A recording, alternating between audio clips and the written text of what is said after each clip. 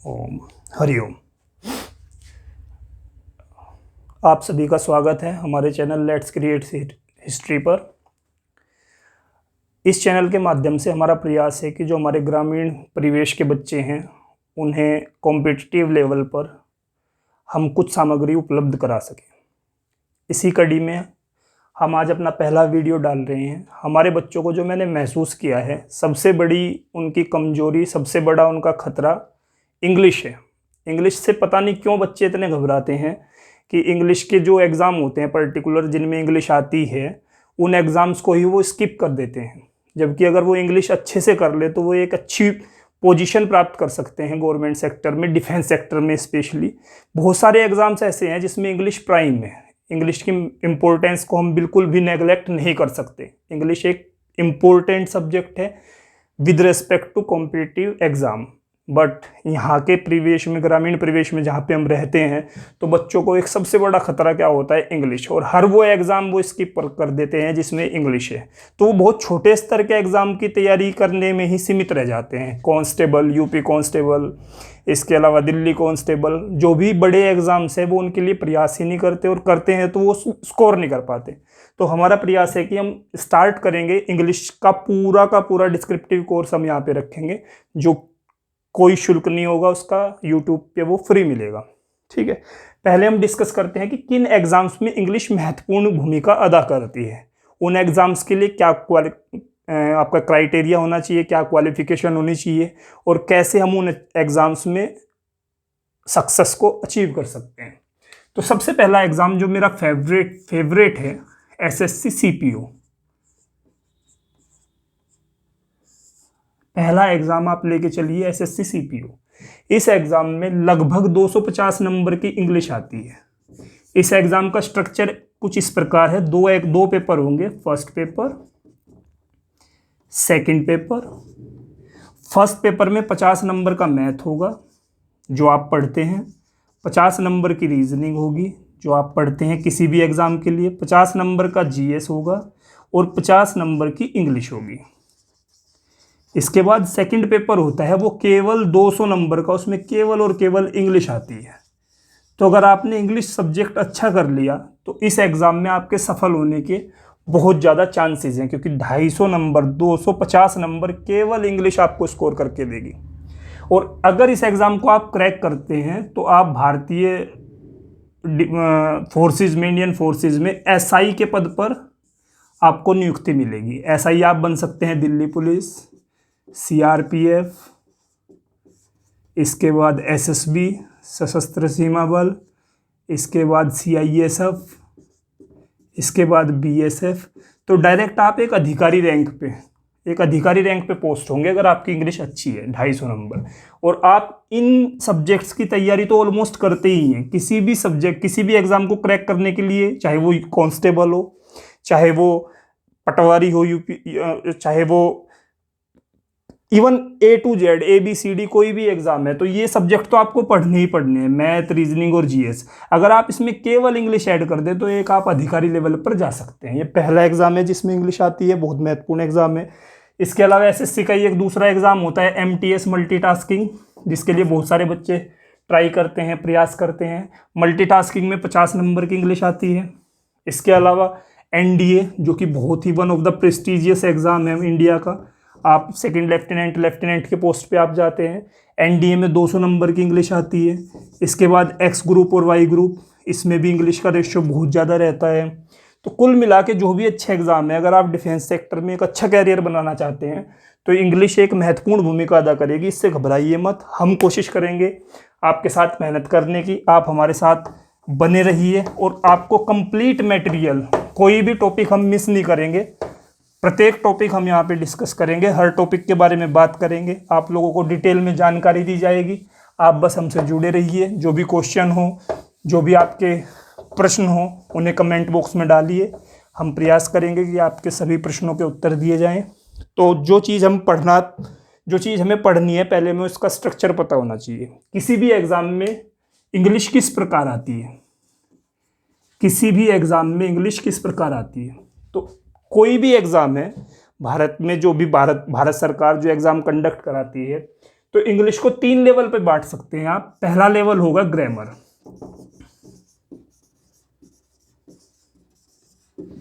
दूसरे लेवल पे आपकी वोकैब,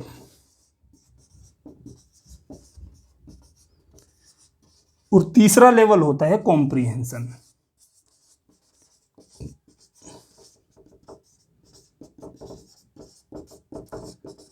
इन 3 लेवल्स पर प्रश्न पूछे जाते हैं। ग्रामर से रिलेटेड क्वेश्चन आएंगे, कोई भी एग्जाम होता है तो ग्रामर से रिलेटेड आपको क्वेश्चन मिलेंगे, वोकैब से रिलेटेड आपको क्वेश्चन मिलेंगे, और कॉम्प्रिहेंशन से रिलेटेड आपको क्वेश्चंस मिलेंगे। किसी भी एग्जाम का पैटर्न, चाहे वो सीपीयू हो, एमटीएस हो, एनडीए हो, आपको सेम पैटर्न मिलेगा। कुछ पोर्शन ग्रामर का आएगा, कुछ पोर्शन वोकैब का आएगा, कुछ पोर्शन कॉम्प्रिहेंशन का आएगा। तो बेसिकली एग्जाम के 3 पैटर्न है, 3 पोर्शंस पे आपको काम करना है। पहला पोर्शन ग्रामर, दूसरा पोर्शन वोकैबलरी, तीसरा पोर्शन कॉम्प्रिहेंशन। इन 3 लेवल्स पे आपको काम करना है। अब हम इन पोर्शंस को भी डिटेल में जानेंगे। इन पोर्शंस के बाद ग्रामर्स में हमें क्या पढ़ना है, वोकैबलरी में हमें क्या पढ़ना है, कॉम्प्रिहेंशन का मतलब क्या होता है। तो आज के इस लेक्चर में हम केवल एग्जाम पैटर्न को डिस्कस करेंगे। एग्जाम में क्वेश्चन किस तरह आएंगे, किस तरह के क्वेश्चंस आपको मिलते हैं, किस तरह क्वेश्चंस को सोल्व करना है, सिर्फ और सिर्फ एग्जाम पैटर्न को जानेंगे। और कल से हम जो लेक्चर शुरू होंगे, कल से हमारे मेन लेक्चर शुरू हो जाएंगे पर्टिकुलरली क्रमबद्ध, और हर रोज आपको 2 या 3 लेक्चर्स मिलेंगे ताकि आप अपने सिलेबस को जल्दी से जल्दी कंप्लीट कर पाएं। तो पहला पोर्शन है हमारा, किसी भी एग्जाम में पहला पैटर्न है हमारा ग्रामर का। अगर ग्रामर की बात करें तो ग्रामर को हम 2 भागों में तोड़ सकते हैं, डिस्क्रिप्टिव ग्रामर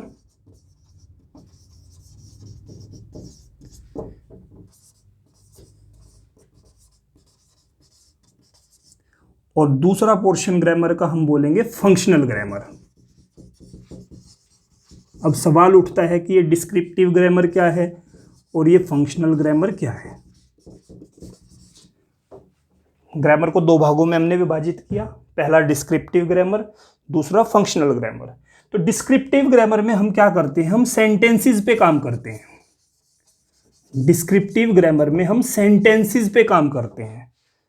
डिस्क्रिप्टिव ग्रामर में एक पूरे सेंटेंस पे काम किया जाता है। अब सवाल उठता है सेंटेंस क्या होता है, तो आपने बेसिक 6ठी 7वीं 8वीं की किताबों में पढ़ा होगा, subject plus verb plus object को मिला के एक पूरा सेंटेंस बन जाता है। सेंटेंसेस को भी हम डिटेल में देखेंगे कल वाले लेक्चर में, आज केवल इस पे बात करते हैं। डिस्क्रिप्टिव ग्रामर में हम सेंटेंसेस पे बात करते हैं। फंक्शनल ग्रामर में हम केवल एक वर्ड पे बात करते हैं, केवल शब्द पे बात करते हैं, केवल एक वर्ड पे बात करते हैं, केवल एक शब्द पे बात करते हैं। अब आपका सवाल होगा सर सेंटेंस और वर्ड, तो कुल मिला के कहने की बात यह है, जो क्वेश्चंस होंगे डिस्क्रिप्टिव ग्रामर में तो पूरा सेंटेंस दिया जाएगा और सेंटेंस में से कोई एरर मिलेगी। फंक्शनल ग्रामर में क्या होगा, किसी एक शब्द में गड़बड़ होगी। इन चीज़ों को थोड़ा एक्सप्लेन करते हैं। डिस्क्रिप्टिव ग्रामर में क्या क्या चीज़ें कवर होंगी, फंक्शनल ग्रामर में क्या क्या चीज़ें कवर होंगी। पहले यहाँ तक का आप अगर नोट करना चाहें तो कर लीजिए। एग्जाम के 3 पैटर्न हैं, 3 चीज़ों पे एग्जाम में क्वेश्चन पूछे जाते हैं। पहला ग्रामर, दूसरा वोकैब, तीसरा कॉम्प्रिहेंशन। इसके बाद पहला पोर्शन हम डिस्कस कर रहे हैं कि ग्रामर में क्या क्या चीज़ें आती हैं। ग्रामर को हमने 2 पार्ट्स में डिवाइड किया, first one descriptive grammar, second one functional grammar. Descriptive grammar के बारे में मैंने बताया कि डिस्क्रिप्टिव ग्रामर में हम सेंटेंसेस पे बात करते हैं। जो भी डिस्क्रिप्टिव ग्रामर में चीज़ें आएंगी वो पूरे सेंटेंस से रिलेटेड होंगी। फंक्शनल ग्रामर में हम वर्ड्स पे काम करते हैं, वर्ड्स के फंक्शंस पे काम करते हैं। अब डिस्क्रिप्टिव ग्रामर में क्या क्या चीज़ें आती है, फंक्शनल ग्रामर में क्या क्या चीज़ें आती हैं, वो हम अगली स्लाइड में अगली बार नोट कर रहे हैं। अगर आप इसे नोट करना चाहते हैं तो करिए, वरना अपनी वीडियो को रिवर्स करके आप इस चीज़ को नोट कर सकते हैं, स्टॉप करके नोट कर सकते हैं। तो सबसे पहले हम बात करते हैं डिस्क्रिप्टिव ग्रामर की।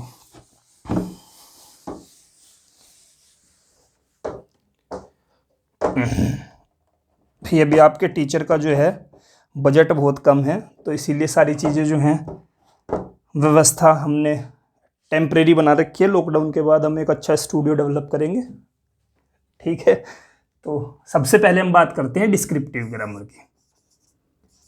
डिस्क्रिप्टिव ग्रामर, डिस्क्रिप्टिव ग्रामर में हम क्या चीज़ें पढ़ेंगे। पहला पॉइंट टेंस, आपको टेंस से संबंधित सवाल मिलेंगे, कंप्लीट टेंस आएगा, कुछ टेंसेस में गड़बड़ होंगी तो आपको टेंस पढ़ना है। डिस्क्रिप्टिव ग्रामर का पहला टॉपिक होगा टेंस। जैसे ही आप टेंस कंप्लीट करते हैं उसके बाद दूसरा टॉपिक आता है एक्टिव पैसिव। ये आपका सिलेबस है, बस आप ये मान के चलिए कि ये आपका सिलेबस है जो आपको पूरे कोर्स के दौरान पढ़ना है। टेंस कंप्लीट किया, टेंस कंप्लीट करने के बाद आपके पास आता है एक्टिव पैसिव, पूरे सेंटेंसेस पे काम होता है। पूरा सेंटेंस आपके पास आएगा, उसे ही आपको ट्रांसफॉर्म करना पड़ेगा, उसमें एरर फाइंड आउट करनी पड़ेगी, सेंटेंस इंप्रूवमेंट करना पड़ेगा, जो भी तरीके हैं वो हम देखने वाले हैं आगे। तो पहली चीज़ इसमें टेंस होगी, दूसरा एक्टिव पैसिव होगा, तीसरा इसके बाद हम आगे बढ़ते हैं तो डायरेक्ट इनडायरेक्ट। कुछ बच्चे मुझे भाई नाराज मत होना, एक्टिव पैसिव को कुछ बच्चे वॉइसेस बोल देते हैं, वॉइस पढ़ना है तो ये वॉइसेस हो जाएगा। और डायरेक्ट इनडायरेक्ट को कुछ लोग क्या बोलते हैं, नरेशन। तो ये केवल शब्द का विभेद है और इससे ज़्यादा कुछ नहीं, नरेशंस। तो हम टेंस पढ़ेंगे, एक्टिव पैसिव वॉइसेस पढ़ेंगे, डायरेक्ट इनडायरेक्ट पढ़ेंगे, नरेशंस। और इन चीज़ों से बहुत मैसिव पोर्शन कवर हो जाता है आपके एग्जाम का। 250 नंबर में से आप ये मान के चलिए लगभग 50-55 नंबर इन 3 पोर्शन से तैयार हो जाते हैं। Tenses, active passive, direct indirect, इन 3 पोर्शन से लगभग आपके 50 से 55 नंबर आप गेट कर सकते हैं अगर इन चीज़ों पे आपने पकड़ बनाई। आसान है, डिफ़िकल्ट नहीं है। कोई भी अगर आपको प्रॉब्लम आएगी तो आप लगातार क्वेश्चंस करते रहें, चाहे मुझे सेपरेट एक अलग से वीडियो बनानी पड़े, कोई चीज़ें आपकी नहीं क्लियर होती तो मैं अलग से वीडियो बनाऊंगा। मैं केवल अब इसी काम पे सीमित हूँ कि मैक्सिमम लोगों तक जितनी नॉलेज एटलीस्ट मुझे है वो पहुँचा सकूँ, मेरा प्रयास रहेगा। इसके बाद अगर आपने ये कर लिया तो चौथा पार्ट इसमें आता है क्वेश्चन टैग। अब ये क्या होते हैं, ये सारे हम चीज़ें डिटेल में पढ़ेंगे, पूरे चैप्टर हैं, आराम से 1-1 घंटा लगभग इन्हें देंगे complete. Active passive, tense, direct indirect, इनके लिए स्पेशली 4-4, 5-5 लेक्चर 1-1 घंटे के, 2-2 घंटे के हम यहाँ पे कोशिश करेंगे डेवलप करने की।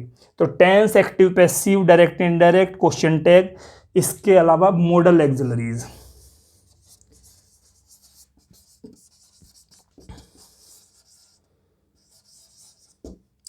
और संक्षेप में आप इन्हें मॉडल्स भी बोल सकते हो। तो डिस्क्रिप्टिव ग्रामर में ब्रॉडली हम इन 5 टॉपिक्स को कवर करेंगे। सबसे पहले tenses, active passive, direct indirect, question tag और मॉडल्स। ये 5 टॉपिक जो है डिस्क्रिप्टिव ग्रामर के हैं। इसमें कंप्लीट सेंटेंसेस पे हम काम करेंगे। उसके बाद जो दूसरा पोर्शन है हमने ग्रामर का देखा,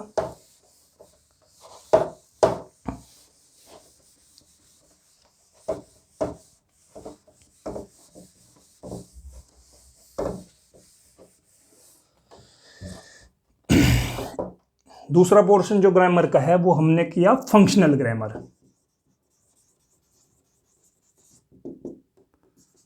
फंक्शनल ग्रामर, तो फंक्शनल ग्रामर में हमें क्या पढ़ना है भाई, बेसिक पार्ट ऑफ स्पीच। पहला पॉइंट इसका पार्ट्स ऑफ स्पीच।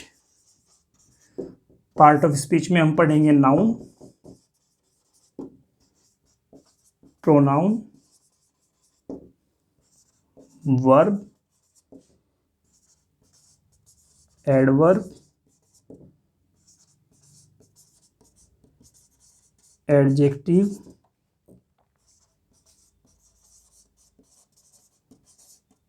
प्रीपोजिशन,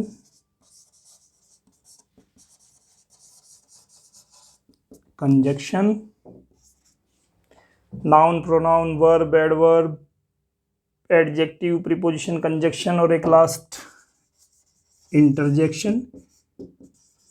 अब ये चीज़ें क्या होती हैं भाई, ये आराम से डिटेल में जब इनका नंबर आएगा तब टॉपिक करेंगे, क्लियर करेंगे। अभी इसके बारे में बात करने से ये होगा कि वीडियो लगभग 2 घंटे की चली जाएगी, तो वहाँ तक जाने का कोई फ़ायदा नहीं है। फिलहाल ये देखो कि फंक्शनल ग्रामर में जब भी हम बात करेंगे, नाउन क्या है, एक शब्द है। नाउन क्या है, एक शब्द है। आप नाउन की डेफिनेशन पढ़ेंगे तो noun is the name of a person. Noun क्या होता है, नाम होता है किसी चीज़ का, ठीक है। प्रोनाउन क्या है, शब्द है। प्रोनाउन क्या है, शब्द है। वे शब्द जो नाउन के स्थान पर रिप्लेस किए जाते हैं। वर्ब क्या है, वर्ब कार्य को बताने वाला शब्द है। एडवर्ब क्या है, वर्ब को मॉडिफाई करने वाला शब्द है। एडजेक्टिव क्या है, नाउन को मॉडिफाई करने वाला शब्द है। प्रीपोजिशन क्या है, नाउन्स, दो नाउन्स में आपस में पोजीशन बताने के लिए, स्थिति बताने के लिए शब्द है। कंजक्शन दो चीज़ों को जोड़ने के लिए शब्द है। इंटरजेक्शन खुशी को, उल्लास को, सैडनेस को रिप्रेजेंट करने के लिए शब्द है। तो जितनी भी ये सारी चीज़ें मैंने लिखी, जितने भी ये पार्ट ऑफ स्पीच लिखे, बेसिकली ये क्या है, शब्द हैं। और हम शब्द का मतलब वर्ड। तो फंक्शनल ग्रामर में हम केवल वर्ड्स पे काम करते हैं। ठीक है भाई, फंक्शनल ग्रामर में हम केवल वर्ड्स पे काम करते हैं। तो फंक्शनल ग्रामर से रिलेटेड ये चीज़ें हुई। इसके अलावा पार्ट ऑफ स्पीच के अलावा इसमें कुछ महत्वपूर्ण टॉपिक जो हैं, आर्टिकल, आर्टिकल्स से सवाल पूछे जाते हैं। आर्टिकल्स आपको पता होगा, ए, एन और द, इनसे रिलेटेड बहुत सारे सवाल पूछे जाते हैं। और एक टॉपिक मैं अलग से ऐड कर रहा हूँ, जबकि वो ये सारे टॉपिक पढ़ते हुए वो क्लियर हो जाएगा, subject verb agreement. Subject verb agreement. तो ये हमारा जो है ग्रामर वाला पोर्शन कंप्लीट हुआ। ग्रामर में अगर हम करेंगे, ग्रामर में, ग्रामर को आपने दो भागों में तोड़ा। पहला डिस्क्रिप्टिव ग्रामर, डिस्क्रिप्टिव ग्रामर में हम सेंटेंसेस पे काम करेंगे। दूसरा पार्ट ग्रामर का हमने कहा फंक्शनल ग्रामर। फंक्शनल ग्रामर में क्या आता है, noun, pronoun, verb, adverb, adjective, preposition, conjunction, interjection, इसके अलावा आर्टिकल, सब्जेक्ट वर्ब एग्रीमेंट, ये सारा हमने पार्ट ऑफ इसमें फंक्शनल ग्रामर में ऐड कर दिया। ये फंक्शनल ग्रामर वर्ड्स पे काम करती हैं। ये जितने भी चीज़ें हैं शब्द हैं, जो भी चीज़ें हैं ये शब्द हैं। तो जो भी इससे क्वेश्चन आएंगे वो एक पर्टिकुलर शब्द पर बेस होंगे, शब्द से रिलेटेड होंगे। तो ये पहला पोर्शन है हमारे एग्जाम के दृष्टिकोण से ग्रामर। दूसरा पॉइंट आता है वोकैब का। तो वोकैब किस किस तरीके से पूछी जाती है भाई, वो देखते हैं। वोकैब में क्या क्या पार्ट हैं वोकैब के, उसे क्लियर करते हैं। दूसरा पोर्शन वोकैब। तो वोकैब में कुछ क्वेश्चंस आते हैं सिनोनियम से। सिनोनियम, सिनोनियम का मतलब होता है समानार्थी शब्द। समानार्थी शब्द, समानार्थी शब्द। जैसे हिंदी के में अगर हम बात करें, हमने कहा जल, तो जल का समानार्थी क्या हो गया, पानी।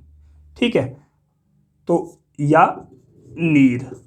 तो ये समानार्थी शब्द जिनके अर्थ समान हो, तो सिनोनियम पूछे जाते हैं। दूसरे क्वेश्चन जो होते हैं एंटोनियम से रिलेटेड होते हैं। एंटोनियम का मतलब विलोम शब्द, विलोमार्थी शब्द, विलोम शब्द। इसमें अपोजिट, अपोजिट जैसे एक एग्जांपल दिया काइंड, काइंड का मतलब दयालु, तो इसका अपोजिट क्या होगा भाई, क्रूअल होगा। क्रूअल का मतलब निर्दयी, या और जो कुछ ऑप्शंस में दे रखा होगा। तीसरा आता है one word substitution. One word substitution, पूरा एक सेंटेंस गिवन होगा आपको, कुछ भी, सपोज करो अ person who grows crops in the field. एक सेंटेंस आपको गिवन होगा और उसके लिए आपको एक वर्ड लिखना होगा। अभी हमने देखा अ person who grows crops in the field, एक आदमी जो उगाता है, क्या उगाता है, फसलें उगाता है फील्ड में, तो उसे क्या बोलते हैं, उसके लिए एक शब्द क्या होगा भाई, किसान, फार्मर। तो ये वन वर्ड सब्स्टिट्यूशन में आता है। इसके अलावा ईडियम्स और फ्रेज, इसी लेक्चर में मैं थोड़ा सा आपको हिंट दूंगा पूरे पेपर का। पूरा पेपर किस तरीके से फ्रेम किया जाता है वो हम इसी लेक्चर में डिस्कस करेंगे।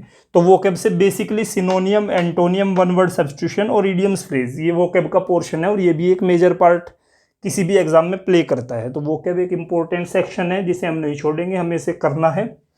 इसके बारे में हम फर्दर लेक्चर्स में डिस्कस करते रहेंगे। तीसरा जो इम्पोर्टेंट पार्ट है वो है कॉम्प्रीहेंशन। तीसरा इंपॉर्टेंट पार्ट क्या है भाई, कॉम्प्रीहेंशन। तो कॉम्प्रीहेंशन में अलग अलग तरीके से एग्जाम में क्वेश्चन पूछे जाते हैं। कॉम्प्रीहेंशन में अलग अलग तरीके से एग्जाम में क्वेश्चन पूछे जाते हैं। इसका उद्देश्य होता है बच्चे की वर्बल एबिलिटी, बच्चे की वर्बल एबिलिटी चेक करना, प्लस उसकी वोकैब और सेंटेंस फ्रेमिंग चेक करना, सेंटेंस को कैसे फ्रेम कर रहा है, इसका उद्देश्य ये होता है। ठीक है भाई, तो ये तीन बेसिक पार्ट है। एक बार थोड़ा सा रिवाइज कर लेते हैं। इंग्लिश में कोई भी एग्जाम हो, अगर मैं आपसे पूछूं कि इंग्लिश का कोई भी एग्जाम है कितने पार्ट्स में डिवाइड होगा, तीन पार्ट में। कौन कौन सा पार्ट, पहला पार्ट क्या है भाई, दूसरा पार्ट क्या है, तीसरा पार्ट क्या है, जरा रिकॉल करो।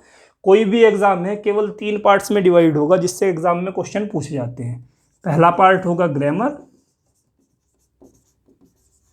दूसरा पार्ट होगा आपका वोकैब और तीसरा पार्ट होगा कॉम्प्रीहेंशन।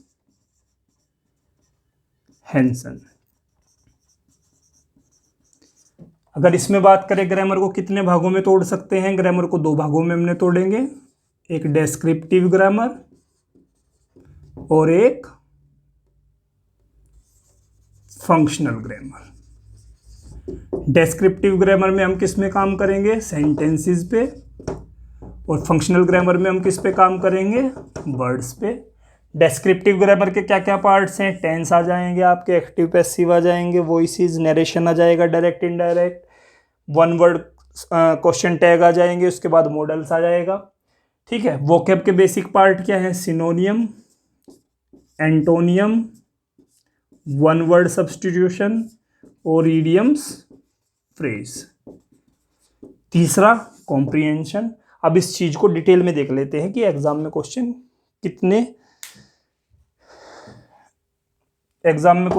किस प्रकार आएंगे, किस तरीके के क्वेश्चन आएंगे। इन सब चीज़ों से हम एक बार थोड़ी सी बेसिकली एग्जाम का फॉर्मेट देख लेते हैं। कोई भी एग्जाम हो, चाहे सीपीयू हो, चाहे एमटीएस हो, चाहे एनडीए हो, चाहे एक्स ग्रुप वाई ग्रुप हो, कोई भी एग्जाम है जिसमें इंग्लिश आती है, कोई भी एग्जाम हो जिसमें इंग्लिश आती है, तो क्वेश्चन के फॉर्मेट कैसे हैं, किस किस तरीके से क्वेश्चन पूछे जाते हैं। देखो, एक टाइप होता है क्वेश्चन का, फर्स्ट टाइप एरर डिटेक्शन। अभी बिल्कुल परेशान मत होना कि कैसे सवाल दे रहे हैं सर, किस तरीके के क्वेश्चन कर रहे हैं, क्योंकि ये सारी चीज़ें हमें पढ़नी है। मैं तो सिर्फ एक चीज़ आपको फॉर्मेट दिखाने की कोशिश कर रहा हूँ, एग्जाम किस तरीके का आपको क्वेश्चन, एग्जाम में आपको किस तरीके के क्वेश्चन मिलेंगे। तो पहला टाइप होता है एरर डिटेक्शन का। उसमें क्या होगा, आपको कुछ क्वेश्चन दे दिए जाएंगे। सपोज करो मैंने एक क्वेश्चन लिख दिया, many N oranges were sour in the basket. A part, B part, C part और डी पार्ट नो एरर।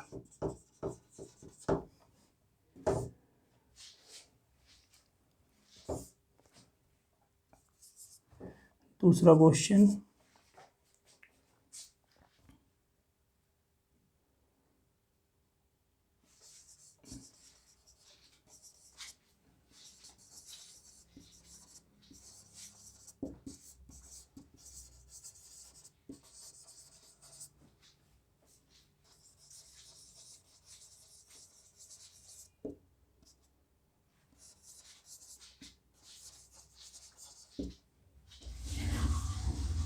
ए part, B part, C part और डी पार्ट नो एरर।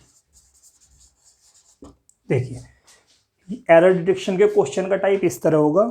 आपके पास जो है,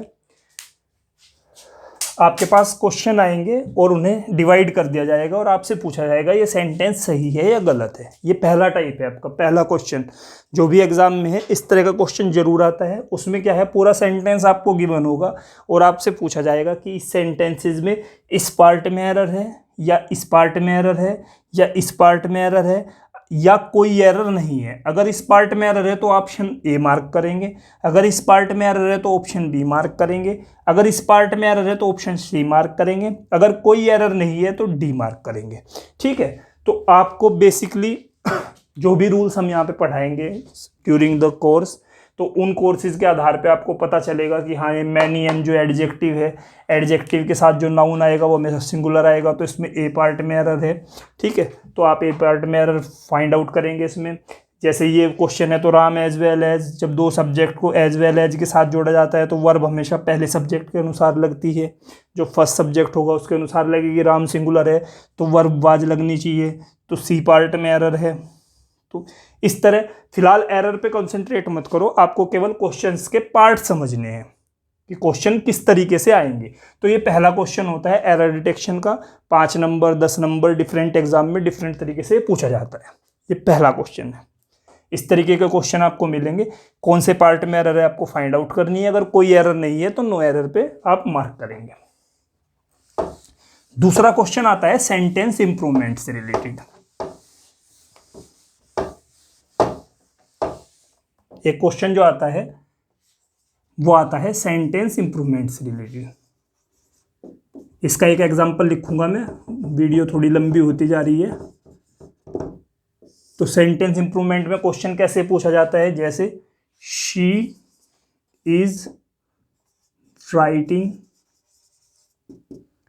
अ लेटर, wasn't she। आपको एक question दिया जाएगा, एक पोर्शन को ब्लैंक किया जाएगा और आपसे पूछा जाएगा A B C D, 4 option है। She is writing a letter, wasn't she। तो ये जो पार्ट है आपको इसे चेक करना है कि ये पार्ट सही है या गलत है। कुछ ऑप्शन इस तरीके के आएंगे, hasn't she, weren't she, isn't she और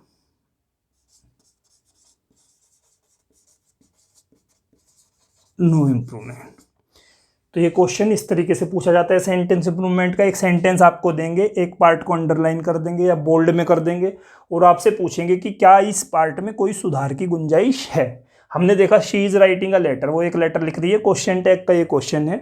तो वाक्य जो है इज आर एम का है तो क्वेश्चन टैग भी इज आर एम में ही बनना चाहिए। तो ये क्वेश्चन टैग जो ये अंडरलाइन वाला पोर्शन है इसमें इंप्रूवमेंट की गुंजाइश है और ऑप्शन क्या आना चाहिए, सी ऑप्शन सही है। तो दूसरा तरीका आपका, दूसरे क्वेश्चन इस प्रकार के मिलते हैं सेंटेंस इंप्रूवमेंट के। ठीक है, इसके बाद तीसरा question,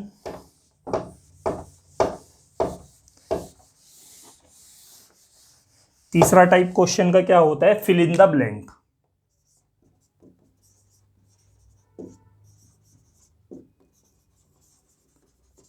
fill in the blank या फिलर्स। इसका एक एग्जांपल मैं आपको दूंगा।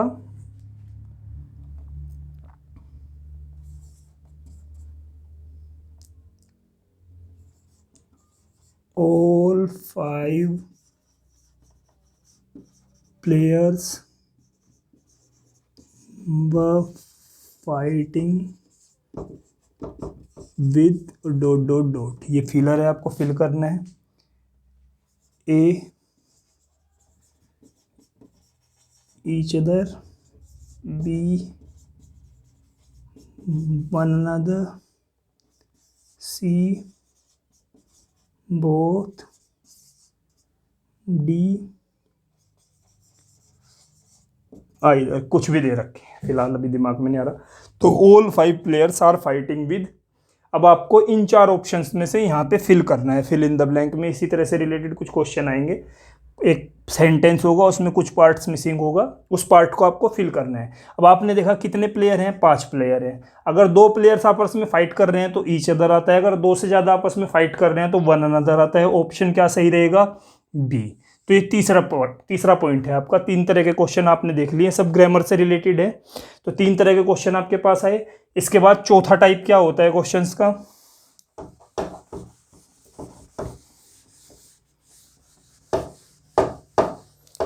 ग्रामर पोर्शन में हमेशा 3 ही तरह के क्वेश्चन पूछे जाते हैं। पहला एरर डिटेक्शन, दूसरा पोर्शन आपका सेंटेंस इंप्रूवमेंट,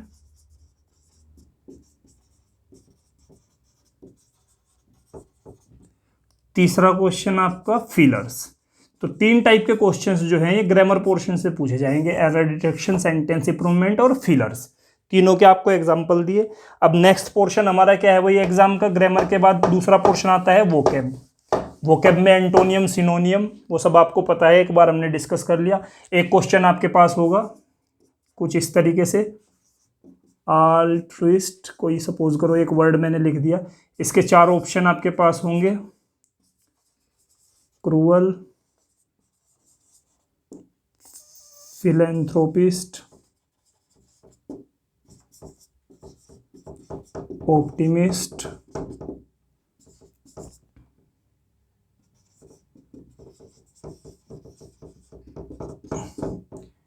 और आपसे पूछ लिया कि इसका सिनोनियम बताओ, जो समानार्थी शब्द है, तो अल्ट्रुइस्ट का मतलब क्या होता है भाई? अल्ट्रुइस्ट का मतलब एक ऐसा आदमी जो सबकी भलाई करे, सबके अच्छे के लिए सोचे, सबके भले के लिए सोचे। तो हम ऑप्शंस में देखते हैं, ऑप्टिमिस्टिक का मतलब आशावादी होता है, ऑप्टिमिस्ट आशावादी, तो ये ऑप्शन सही नहीं है। मिजोजाइनिस्ट का मतलब एक ऐसा व्यक्ति जो स्त्रियों से नफरत करता हो, ये भी ऑप्शन सही नहीं है। क्रूअल का मतलब निर्दयी, ये भी ऑप्शन सही नहीं है। तो एक ऑप्शन आपके पास बचा फिलेंथ्रोपिस्ट। फिलेंथ्रोपिस्ट का मतलब होता है लोगों से प्यार करने वाला, अल्ट्रुइस्ट का मतलब होता है लोगों से प्यार करने वाला। तो सिनोनियम इसका क्या सही बनेगा? फिलेंथ्रोपिस्ट। तो इस तरह के क्वेश्चन आपसे सिनोनियम के शायद 2 या 3 क्वेश्चन पूछे जाते हैं हर एग्जाम में। इसके बाद एक क्वेश्चन और लेके चलते हैं। सपोज करो आप, मैंने लिखा एक शब्द मैं लिख रहा हूं कार्निवल।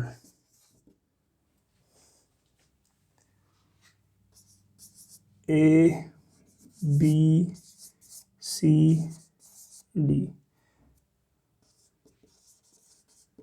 Festival celebration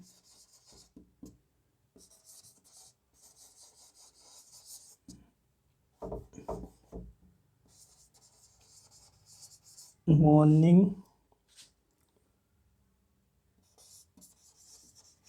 authentic. थोड़ी राइटिंग इस बार साफ नहीं हो रही है भाई, अगली बार जितने भी जो लेक्चर आएंगे अभी सिर्फ एक्सप्लेन करना है, नोट करने की कोई ज़रूरत नहीं।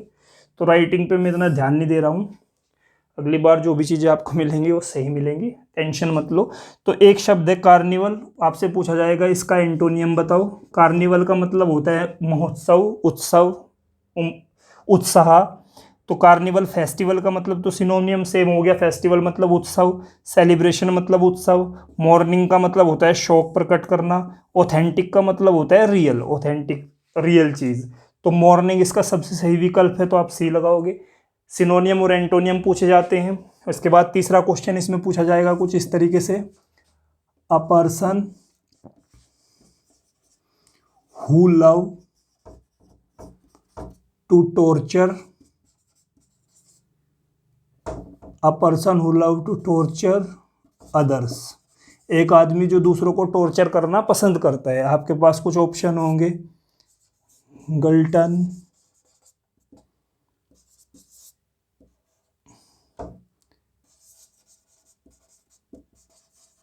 Cannibal,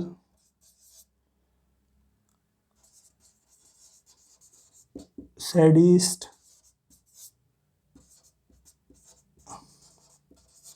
government. कुछ इस तरह के क्वेश्चन आपसे पूछे जाएंगे, 5 या 6 क्वेश्चन पूछे जाते हैं। और जो 200 नंबर का एग्जाम है तो उसमें लगभग 10-15 question one word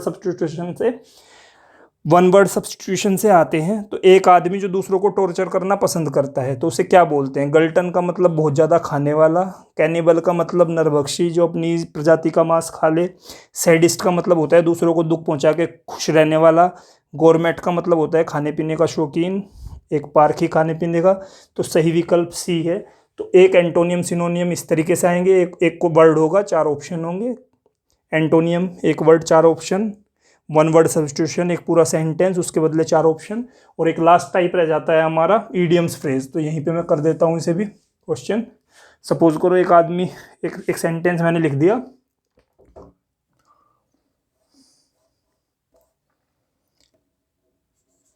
a really important day, एक बहुत ही महत्वपूर्ण दिन। 4 विकल्प होंगे आपके पास, ABCD, red tapism, red letter day,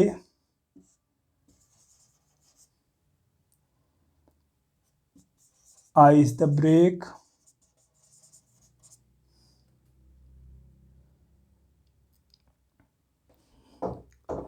किसी भी प्रकार से आ सकता है। सपोज करो एक्सप्लेनेशन है, 4 इडियम्स फ्रेज मैंने लिख दिए, एक लिख दिया कैट द बेल, तो ये एक्सप्लेनेशन है। इसके बदले में आपको एक इडियम्स छांटना है, तो आपने क्या लिखा? रेड लेटर डे का मतलब होता है रियली इंपॉर्टेंट डे। मैंने गलती कर दी भाई थोड़ी सी, ये उल्टा लिखना चाहिए था। सपोज करो दोबारा मैं एक और एग्जांपल देता हूँ आपको। आपको लिखा हुआ होगा हीट बिलो द बेल्ट, ये आपका ईडियम्स है एक, और इसका मतलब आपको एक्सप्लेन करना है ABCD। To kick,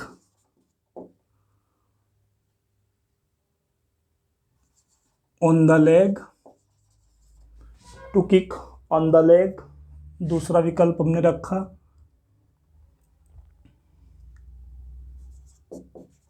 to beat mercilessly, निर्दयतापूर्वक पीटना। तीसरा ऑप्शन हमने लिखा टू यूज अनफेयर मीन्स, गलत साधनों का प्रयोग करना। और लास्ट ऑप्शन मैंने लिखा to beat with a belt, to beat with a belt. तो एक आपके पास ईडियम्स आएगा hit below the belt, belt के नीचे प्रहार करना। तो इसका मतलब होता है गलत तरीके, नाजायज तरीके से कोई काम करना, गलत तरीके से, फाउल तरीके से कोई काम करना। तो इसका सही विकल्प, सबसे सही विकल्प जो है सी है। तो ये 4 तरह के क्वेश्चन आते हैं आपके वोकैब में, antonym, सिनोनियम, antonym, one word substitution और ईडियम्स एंड फ्रेज। इसके बाद हमारे पास बचता है लास्ट पार्ट एग्जाम का।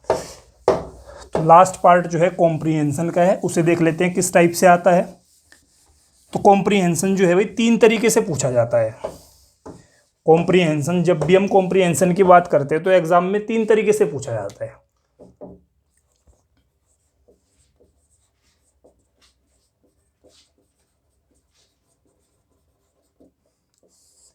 कॉम्प्रीहेंशन एग्जाम में 3 तरीके से पूछा जाता है। पहला तरीका क्या है? पहले तरीके में आपको टेक्स्ट दिया जाएगा, पूरा एक बहुत बड़ा पैसेज दिया जाएगा। इस तरीके को पैसेज ही बोलते हैं। पहला तरीका क्या है? पैसेज। तो आपको एक पैसेज दिया जाएगा, एक पूरा पैराग्राफ दिया जाएगा और उसमें से कुछ क्वेश्चन पूछे जाएंगे। Question number 1, question number 2, question number 3, question number 4। एक सरल तरीका है, थोड़ी सी प्रैक्टिस करने से आप सीख जाओगे।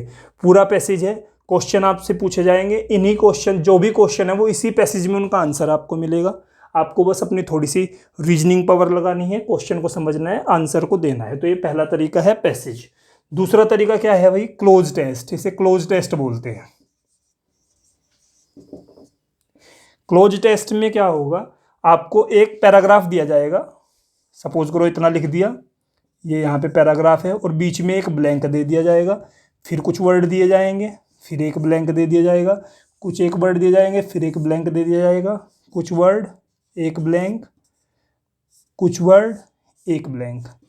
और हर ब्लैंक के आपको 4 ऑप्शन मिलेंगे। 1 2 3 4, 1 2 3 4, 1 2 3 4, 1 2 3 4, 1 2 3 4। तो फिलर की तरह ही काम करता है। आपको एक पैराग्राफ दे दिया जाएगा, लेकिन पैराग्राफ कंटिन्यूअस ना होके बीच बीच में उसमें फिल इन द ब्लैंक होंगे, 1 2 3 4 5, और इनमें आपको सही आंसर्स फिल करने हैं।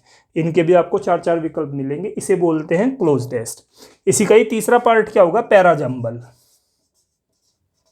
पैराजंबल, पैराजंबल में PQRS 1 2 कुछ इस तरीके से सेंटेंस दिए जाएंगे और उन सेंटेंसेस को आपको अरेंज करना है सही क्रम में। आपको विकल्प दे दिए जाएंगे QPRS, PRSQ, QPSR, PQRS, ये 4 विकल्प होंगे। तो आपको सेंटेंसेस को अरेंज करना है। तो ये पूरा का पूरा आपका सिलेबस है, कंटेंट है, जो हम आने वाले वीडियोस में देखेंगे।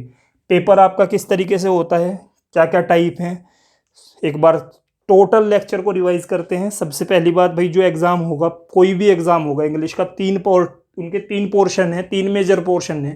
पहला पोर्शन ग्रामर, दूसरा पोर्शन आपका वोकैब, तीसरा पोर्शन आपका कॉम्प्रीहेंशन। ग्रामर को 2 भागों में तोड़ो, descriptive grammar, functional grammar. Descriptive grammar में सेंटेंसेस पे काम करेंगे, फंक्शनल ग्रामर में हम किस पे काम करेंगे? वर्ड्स पे काम करेंगे। इसके बाद आते हैं वोकैब। वोकैब में एंटोनियम, सिनोनियम, वन वर्ड सब्स्टिट्यूशन और इडियम्स एंड फ्रेजेस, वो आपको अच्छे से तैयार करनी है। कॉम्प्रीहेंशन में 3 तरीके के क्वेश्चन पूछे जाते हैं, पैसेज, क्लोज टेस्ट, पैराजंबल। इन सारी चीज़ों को हमें डिटेल में पढ़ना है।